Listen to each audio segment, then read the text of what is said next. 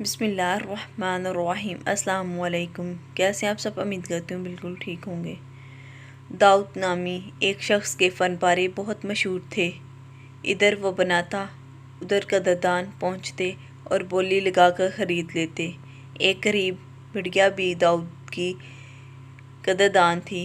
بڑھیا فن پارے خرید تو نہ سکتی مگر ہر بولی پر ضرور پہنچتی اور فن پارے پر پھول نشاور کرتی۔ ایک مرتبہ کسی فن پارے کی ایک امیر شخص نے بڑھ چڑھ کر بولی لگائی اور 20 لاکھ روپے میں خرید لیا، اور داؤد کو 20 لاکھ روپے تھماتے ہوئے طنز کیا، تیرا فن پارا اچھا تو ہے مگر اتنا قیمتی نہیں ہے، یہ قیمت تو میں نے بولی کے جوش میں دے دی ہے۔ داؤد نے ایک نظر ہاتھ میں آئی 20 لاکھ روپے کی رقم کو دیکھا اور اگلے ہی لمحے 20 لاکھ روپے اس شخص امیر کی تھیلی پر واپس رکھ دیے اور صرف ایک پھول کے عوض اپنا فن پارا قدردان بڑھیا کو یہ کہہ کر فروخت کر دیا، اگر میں دولت کے لیے کام کرتا تو میں آج میرے اتنے قدردان نہ ہوتے۔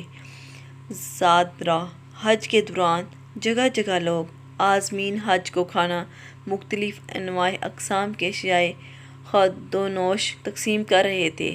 ہمارے قافلے میں ایک بڑی بی بی تھی۔ ان چیزوں کو دیکھ کر وہ خاموش حیران ہو گئی۔ ان کا بس نہیں چل رہا تھا کہ ہر بانٹنے والے سے سارا سامان لے لیں۔ لوگوں نے سمجھایا کہ اتنا ہی لیں جتنی ضرورت ہے، اتنا سامان کا کیا کریں گی، کس طرح اٹھائیں گی؟ خیر بڑی بھی نہ مانی، ایک بہت بڑی کٹوری میں سامان جمع کر لیا اور سر پر اٹھا لی، دونوں ہاتھوں میں بھی لفافے ٹانگ لیے اور چل پڑی۔ کچھ دور ہی گئی تھی کہ بے حال ہو گئی۔ دائیں بائیں دیکھا، باقی قافلے والے صرف پانی کی بوتل ہاتھ میں لیے مزے سے چل رہے تھے تو مزید پریشان ہو گئی۔